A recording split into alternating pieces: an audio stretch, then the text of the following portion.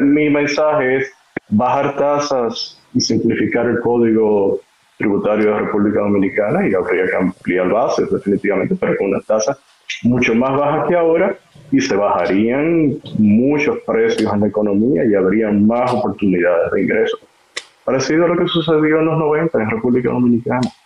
Eh, una década que hay que constantemente mencionar en términos de reducción de pobreza, en términos de incremento de la presión tributaria, porque se incrementaría la presión tributaria en términos de incremento en el ingreso real de los dominicanos. Eso es lo que uno aspira. Y no seguir con el status quo, no seguir esperando a que las cosas se compliquen más antes de hacer reformas. Raúl. Escuchando, Roberto, tu catarsis, me hiciste recordar una frase de un revolucionario famoso que decía: hay décadas en las que no pasa nada y hay años en los que pasan décadas. Y la historia en República Dominicana nos enseña que los consensos han sido tradicionalmente complicados en generarse, se necesitan de buenos árbitros, no solamente en la esfera política, en la esfera empresarial también, y a nivel de la sociedad civil, que permitan comunicar adecuadamente por qué este reto, en el caso puntual de la reforma, y a tu punto con tu catarsis, es tan relevante de que se implemente. Porque la última vez que se hizo de amplio alcance, que fue la de Balaguer, que ha mencionado tanto Germania como Miguel, recordemos que al no generarse el consenso, inicialmente Balaguer la pasa por decreto y luego la lleva a Congreso. Este país... Yo siempre menciono, y discúlpame, la del Derek Afta, que fue tan grande como la otra en términos del objetivo que logró. Quizá no le gustó a mucha gente porque trasladó el peso a lo interno, pero logró resolver un año lo que no se había resuelto en décadas. Claro, y en el caso del Derek Afta, yo creo que está alineado con el punto. Vino literalmente de una presión externa, que era justamente haber firmado el tratado. Es el equivalente en este caso como a una regla que se nos impuso y que no nos podíamos zafar de ella. O sea, se tuvo que hacer porque sí, a fuerza. Entonces, República Dominicana no es la de los 90, no es la de principios de los 2000 cuando inició ese Derek Afta. De hecho, nos estamos encaminando, siendo hoy la séptima economía de la región. Vamos a superar probablemente en términos de tamaño de nuestro PIB a Ecuador en este año, y cuando comparamos ese PIB contra la población, estamos encaminados en los próximos 5 años a ser una de las 4 economías en Latinoamérica en términos de PIB per cápita. Hemos avanzado mucho, pero entiendo que se va a requerir que tanto el sector político, gobierno, que incluye obviamente oposición, el empresariado, puedan en una mesa, no necesariamente llegar a un acuerdo donde el 100% va a decir si la quiero, pero generar el consenso suficiente, porque Roberto y el resto, cada vez que se le toca el ingreso disponible a los hogares, también dio paso a la poblada, eso en los 80, no fue fiscal, pero tuvo consecuencias fiscales la liberación cambiaria en aquel momento, pero al final cayó en el ingreso de los hogares, en una redistribución también del pastel empresarial. Todo eso lleva a estos grandes temas. O sea que el gobierno ya ha dado unas primeras señales de por dónde más o menos vendría la cosa. Si uno mira los documentos extraoficiales que salieron durante el intento de reforma de 2021, incluían en ese momento, solo lo digo para recordar, reducción de exenciones fiscales a ciertos sectores, incluía una alineación de la estructura tributaria que se le aplica, por ejemplo, a la economía digital, que no existía hace 30 años cuando se diseñó el código tributario. Y a economía digital me estoy refiriendo aquí a plataformas como, por ejemplo, Uber, Airbnb, etcétera. Quizás Germania puede hablar un poquito más de eso, y alinear también a República Dominicana en otros elementos, por ejemplo, impuestos a bebidas azucaradas, etcétera. Entonces, más o menos, esos son algunos de los elementos que se han puesto sobre la mesa. Hay que ver qué otros va a estar incluyendo e incorporando las autoridades de turno. Yo creo que un elemento último para cerrar esto que mencionó Miguel y es importante, es que no solamente deberíamos de verlo como incremento de tributo y punto, sino que debería de estar acompañado por marcos de gobernanza. ¿A qué me refiero?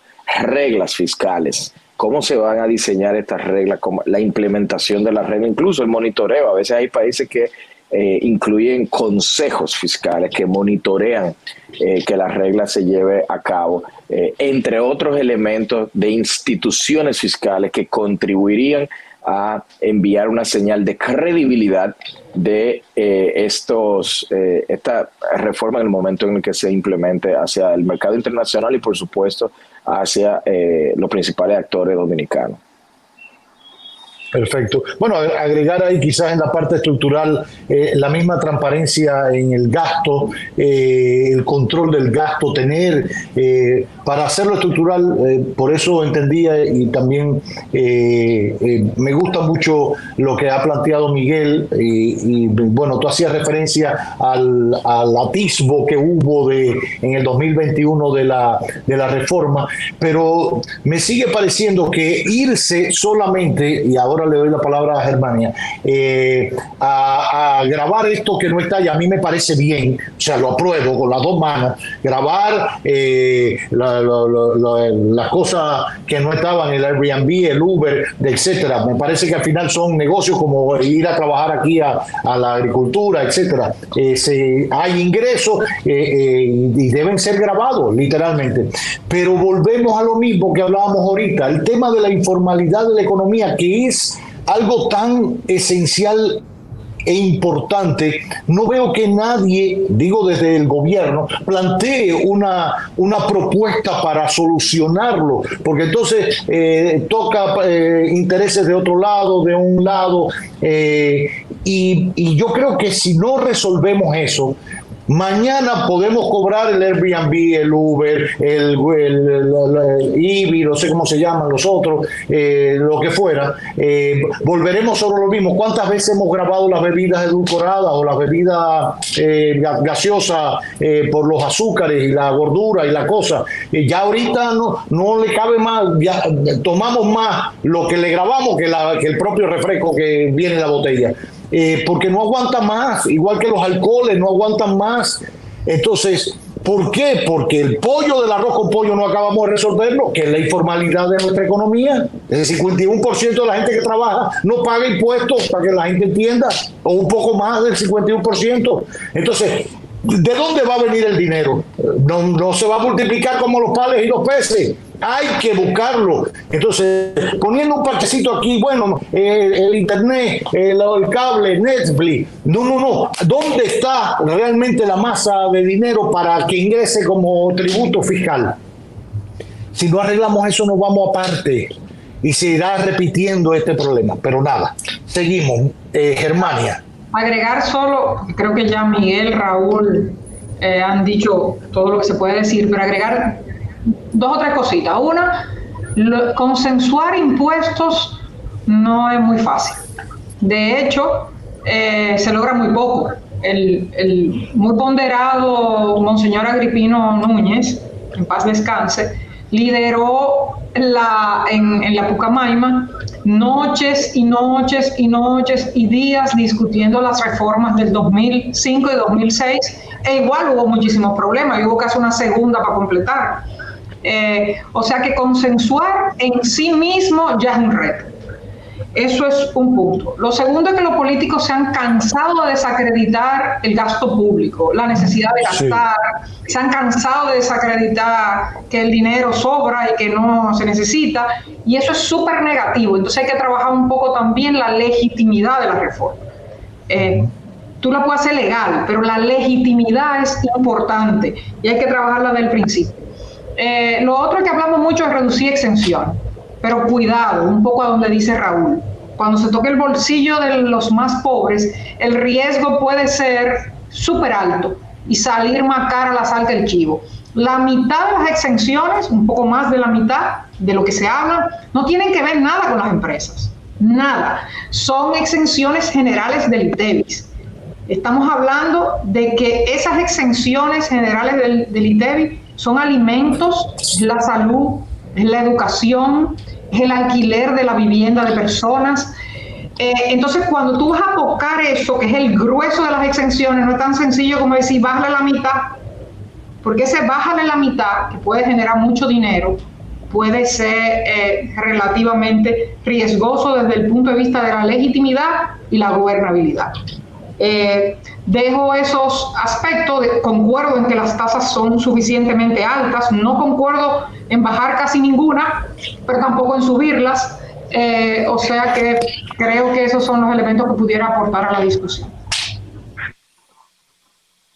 Qué bien. ¿Queda algún otro tema? Lo que yo quería saber y preguntar por una hora y media. Lo que yo quería preguntar por último era, ¿hasta cuándo podemos aguantar sin esa reforma fiscal? Bueno, hemos aguantado desde que... Mientras antes mejor, ¿verdad? Sí, así lo decían Miguel y Raúl igualmente, que cuanto antes mejor. Es así. Pues agradecerle a los tres por esta hora y un poco más de cátedra económica, en donde hemos repasado muchísimos temas importantes para el país. La gente muchas veces escucha hablar de economía, números, índices, pero la realidad es que donde más se entiende y se siente la economía es en los bolsillos. Gracias a Raúl Ovalle, gracias a Miguel Collado, a Germania Montaz por habernos acompañado. Con ellos repasamos. No se nos quedó nada, ¿verdad que no? Nada. No, y si se quedó será para otro día, porque también tienen que comer y tienen que trabajar. Gracias a los tres. Siempre un placer recibirlos. Gracias. Gracias a ustedes.